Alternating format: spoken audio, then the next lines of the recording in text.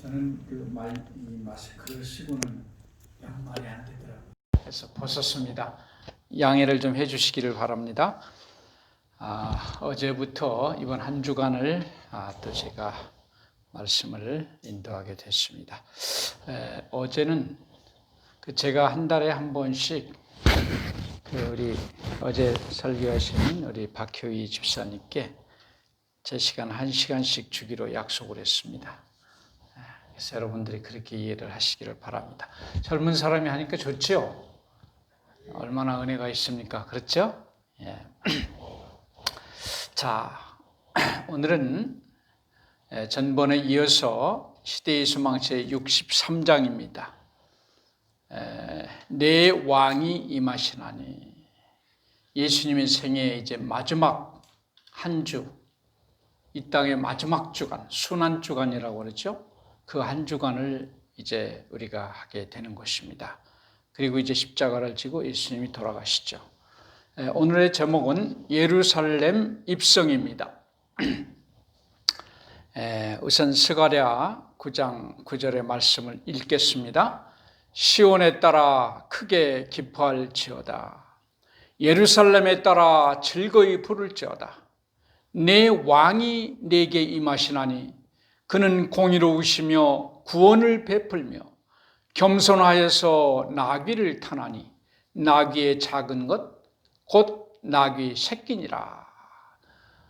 예수님이 태어나기 한 500년 전에 선지자 스가랴가 앞으로 하나님의 아들 메시아가 이스라엘의 왕으로 임할 것을 이렇게 예언을 하셨어요. 그런데 그분은 겸손해서 나귀의 새끼를 타고 들어오시겠다 이렇게 예언을 했습니다. 우리가 아시다시피 이 순환주간의 첫째 날, 그러니까 일요일입니다. 일요일 날에 있었던 일이죠. 바로 그 전날에 베다니에서 시몬의 잔치가 있었고 그곳에 예수님을 보기 위해서 많은 사람들이 모였었고요.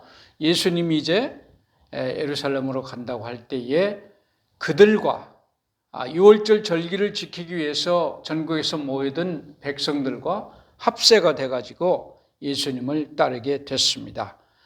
그들은 드디어 예수께서 새 왕국을 선언할 것을 기대하면서 다시금 희망이 솟아나고 있었습니다. 예수님께서 이 베다니에 있을 때 예루살렘에 가시기 전에 제자들에게 하나의 심부름을 명령을 시키셨어요. 저 맞은편 동네로 가서 사람이 한 번도 타보지 아니한 나귀 새끼를 끌고 오너라. 주인이 뭐하러 이걸 끌러가느냐 하고 물어볼 때 주께서 쓰시겠다 이렇게 말을 하라. 그러면 주리라. 제자들이 그 말을 듣고 가봤는데 사실 그대로 모든 것이 다 이루어져 있어요. 정말 나귀가 그 자리에 있었고 그렇게 주인이 말할 때 예수님께서 말한 대로 했을 때 주인이 그대로 따랐습니다. 여기에 또 우리 주님의 신성이 드러나고 있는 것입니다. 자, 예수께서 지금 이러한 행위는 많은 사람이 운집하고 나귀 새끼를 타고 정식 이스라엘의 왕이 등극할 때 하나의 풍습이었습니다. 그대로 이렇게 할 때 이것은 평상시 예수님께서 전혀 하시지 않는 그런 일이었어요. 그래서 군중들과 제자들은 같이 의아하게 생각을 했습니다. 그런데 그들은 조금 있으면 예수님께서 당신의 왕권을 선언하실 것이라고 하는 즐거운 생각으로 희망이 부풀었습니다. 여기 이스라엘의 왕이 옛날부터 등극할 때는 꼭 처음에 나귀를 타고 예루살렘 성을 들어오는 습관이 있었는데 이건 장차 오실 그리스도를 표상하기 위한 것이었어요. 앞으로 오실 하나님의 아들은 이렇게 겸손하다, 이 겸손을 나타내기 위한 것이었습니다.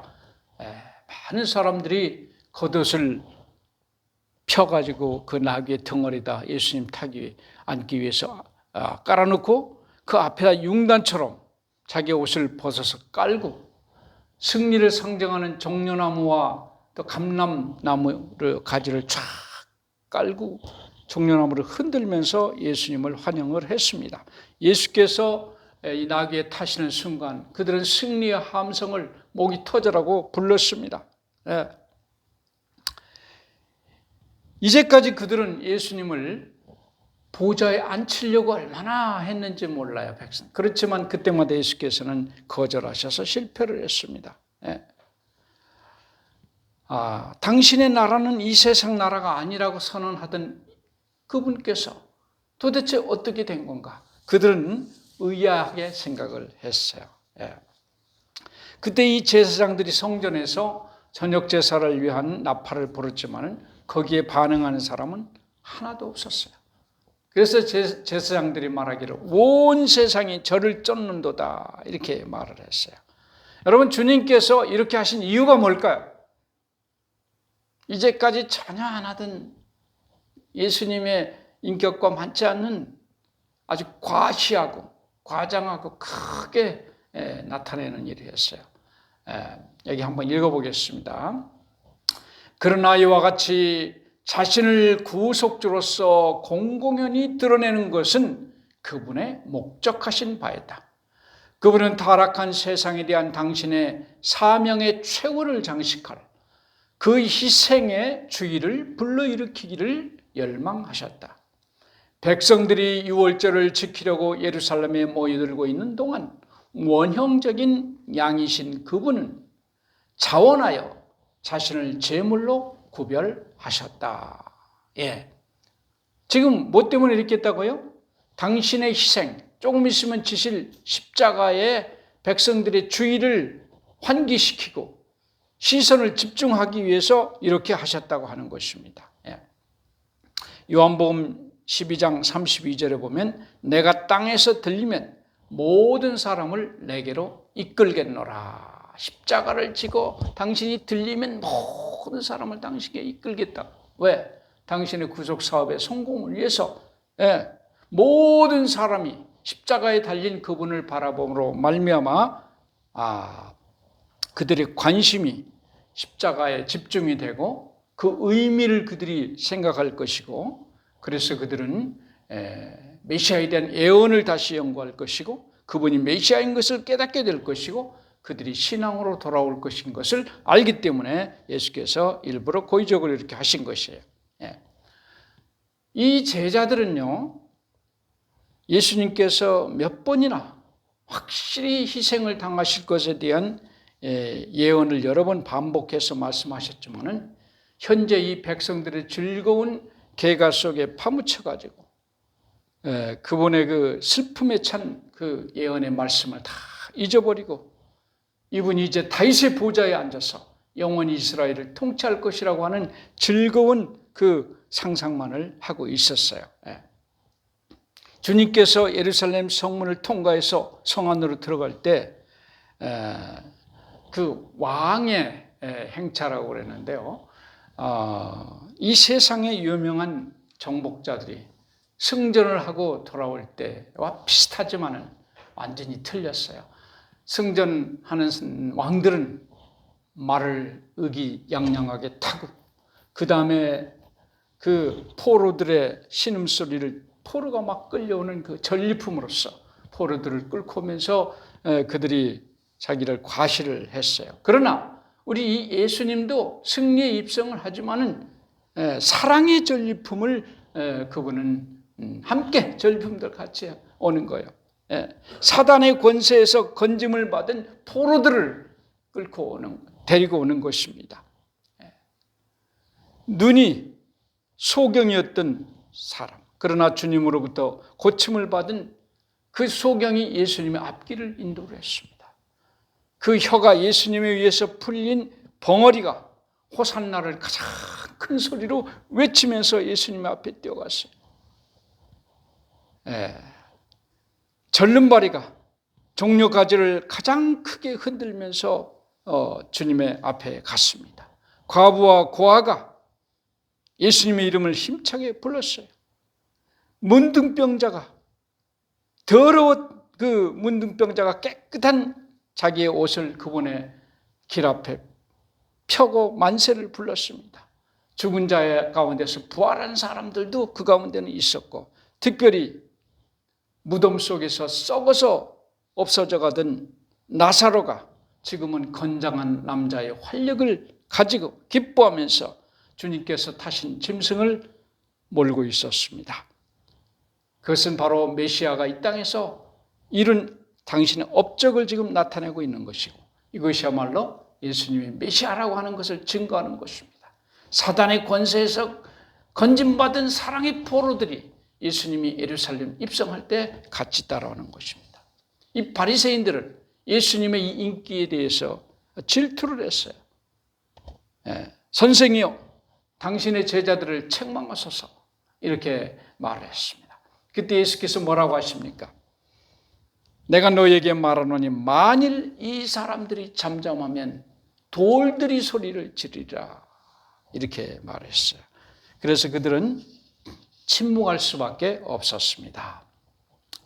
자, 이 예수님께서 이렇게 하신 것은 온 세상의 이목을 집중시키기 위해서, 지금 등극하는 평화의 왕, 또 생명의 왕으로서의 자신의 모습을 나타내기 위한 방법이었습니다. 이 두 번째는 이제 예수께서 드디어 그 행렬과 함께 예루살렘이 내려다 보이는 언덕마루에 도착을 했어요. 마침 해가 솟아내 지고 있었습니다. 그 밝은 햇빛에 그 아름다운 대리석으로 지은 예루살렘 성전이 빨갛게 물을 들여가지고 너무너무 아름다운 모습이었어요. 이 백성들은 감탄을 하면서 그 기쁨의 그 마음을 예수님의 얼굴에서도 찾기 위해서 예수님을 쳐다봤을 때 그들은 놀랄 수밖에 없어요.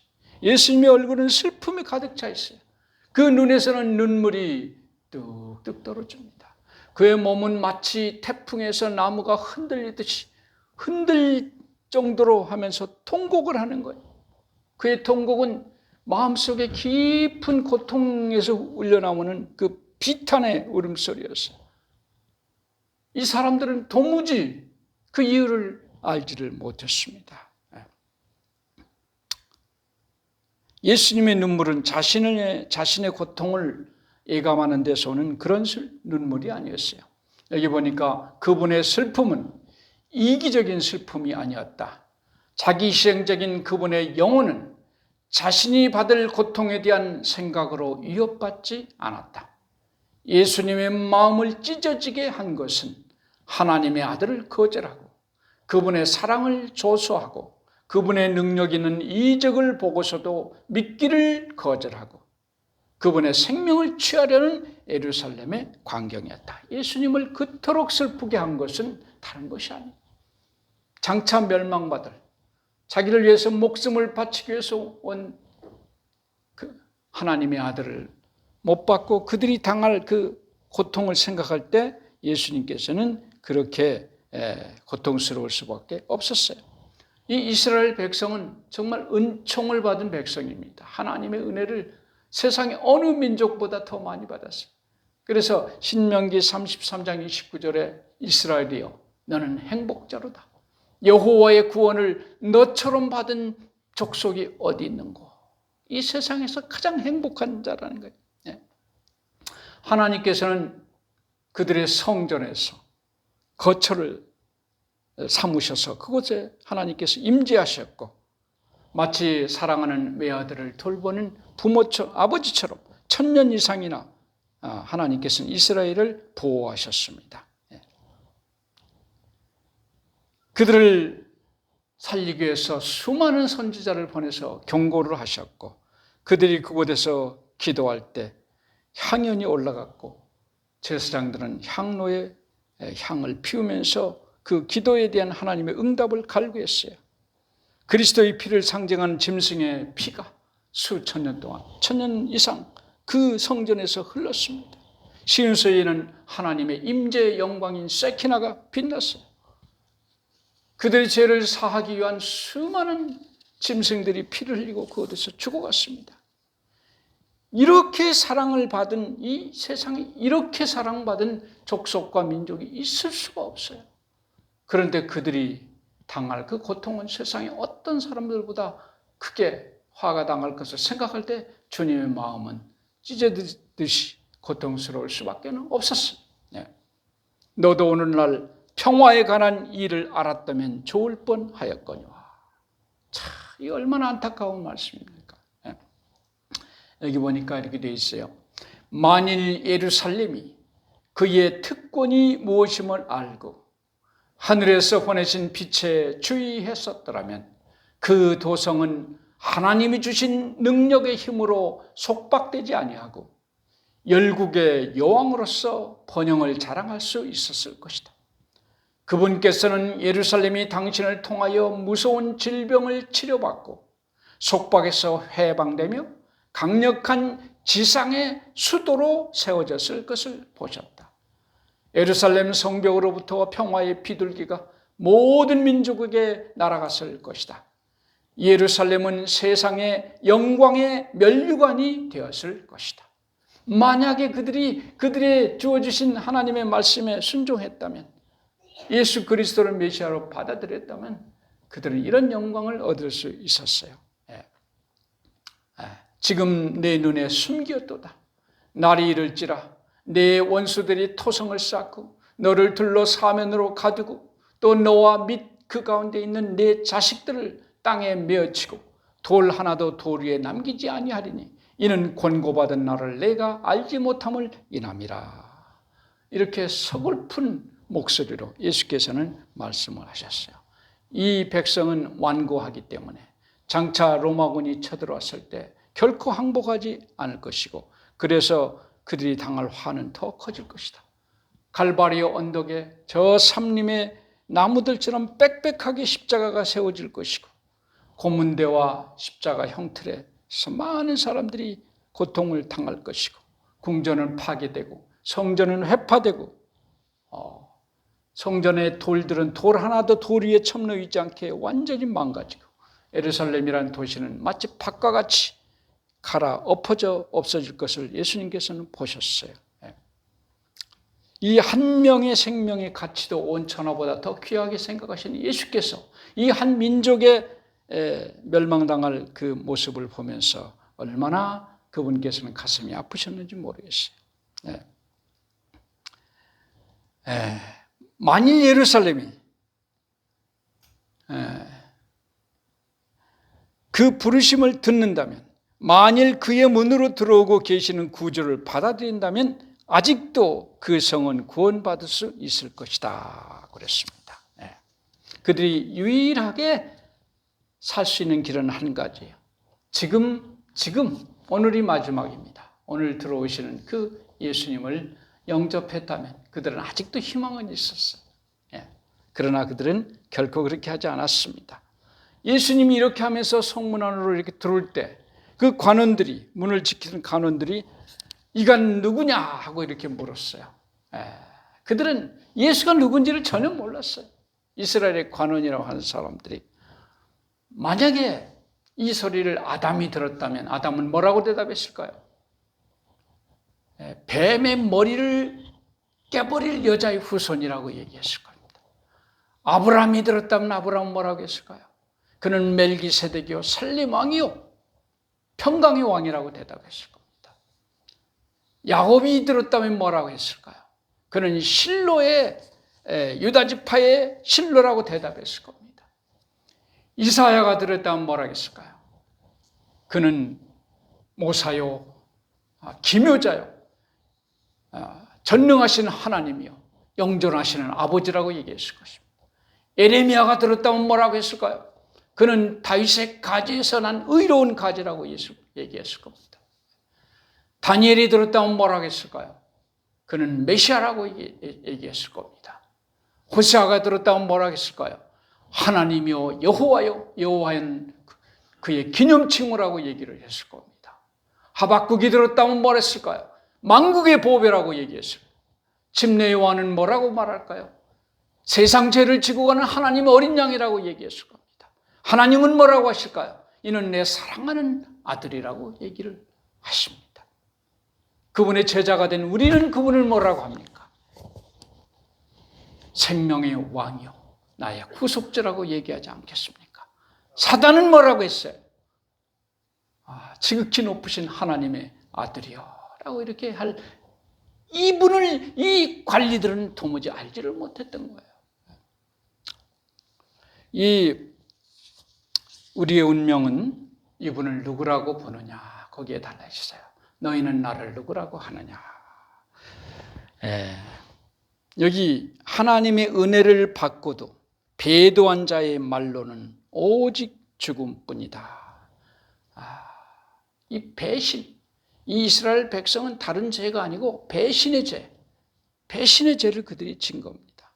여기 그 한 목사님 얘기를 제가 최근에 읽었는데요. 이분이 자기 책에 뭘 기록했는가 하면 1980년도에 자기가 홍콩을 갔었는데 자기 친구 목사가 있는데 그분이 한 사람을 소개시켜 준다고 어디를 좀 가자고 그래서 따라갔대요. 근데 그분 누군가 하면 중공 정부에서 거의 한 30 몇 년 동안을 그 예수 믿는 이유 때문에 감옥에서 고생하다가 최근에 석방된 그런 사람인데 한번 훌륭한 분이니까 만나보라고. 그래서 이제 따라서 갔다고 그럽니다. 근데 홍콩의 어느 아주 변두리인데 좁은 언덕 아래 연립주택 2층에 살고 있는데 친구랑 같이 이렇게 문을 두드리니까 어떤 나이보다 훨씬 나이가 더 들어본 60대 중반 되는 할아버지가 나왔는데 얼굴은 미소를 띠고 환영을 하는데 몸은 정말 허리가 구부러지고 다리를 절면서 그런 상태였어요. 그게 모시고 이제 방에 들어갔는데 방이 초라했다고 그랬어요. 근데 자기와 나이가 비슷한 한 여자분이 나오는데 그의 아내였습니다. 그 여자분이 차를 따라줘서 이제 먹었는데 그 두 사람의 모습이 얼마나 그 두 사람의 눈빛이 할아버지 할머니가 아주 사랑이 그냥 얼굴에 가득 차 있고 얼마나 정겨운지 옆에서 보기도 참 너무 좋아서 이렇게 멍하니 쳐다보고 있으니까 그 친구 목사가 이분들은 신혼부부라고 결혼한 지 뭐 1년도 안 됐대. 신혼부부라고 그러더라는 거예요.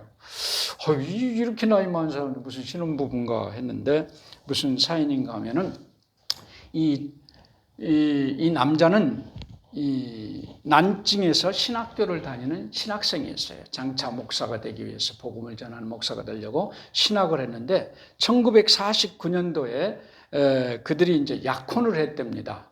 그때 아마 30대 초반이나 됐나 하여튼 20대 후반쯤 됐는데 약혼을 했대요.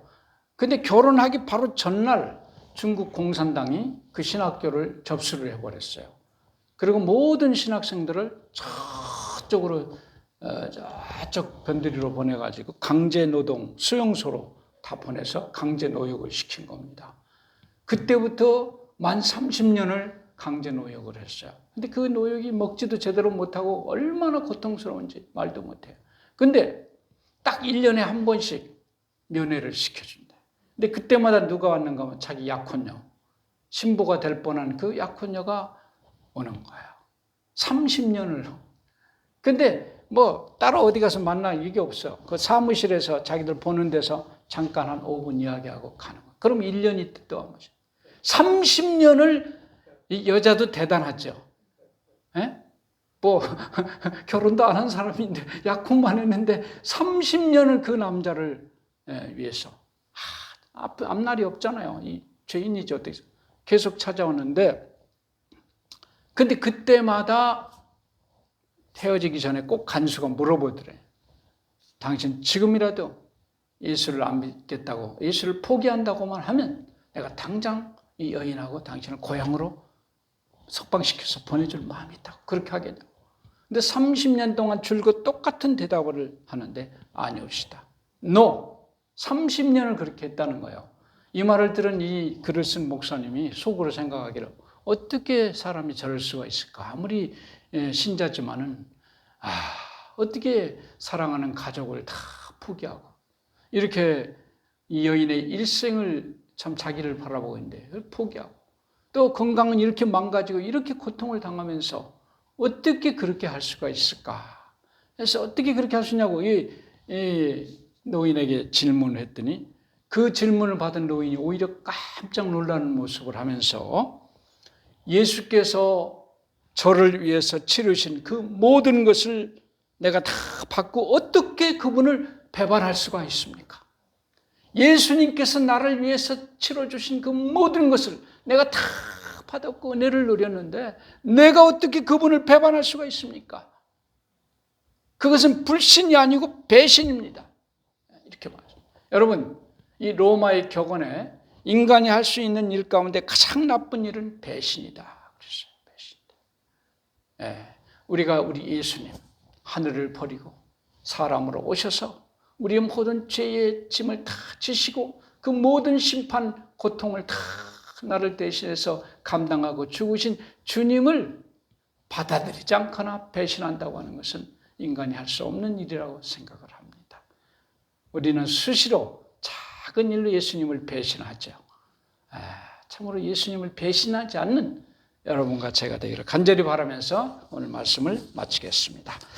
기도하겠습니다. 사랑하시는 아버지, 오늘 은혜를 생각할 때 감사합니다. 정말 이스라엘 백성은 그들을 향한 하나님의 하위와 같은 은혜를 저버리고 그들을 위해서 오신 구세주를 십자가에 못 박는 치명적인 정말 어이없는 일을 했습니다. 거룩하신 주님이여, 참으로 그들을 우리가 욕하고 비웃을지 모르지만 우리도 얼마나 우리 생에서 주님을 배신하고 삽니까? 그렇지 않도록 하나님 도와 주시옵소서. 주님이시여, 오늘도 주님을 향해서 간절한 기도를 드리는 모든 기도를 아버지 응답하시고 우리 병원을 지켜주시고 그 무서운 코로나에서 보호해 주시옵소서. 예수님 이름으로 간절히 기도합니다. 아멘.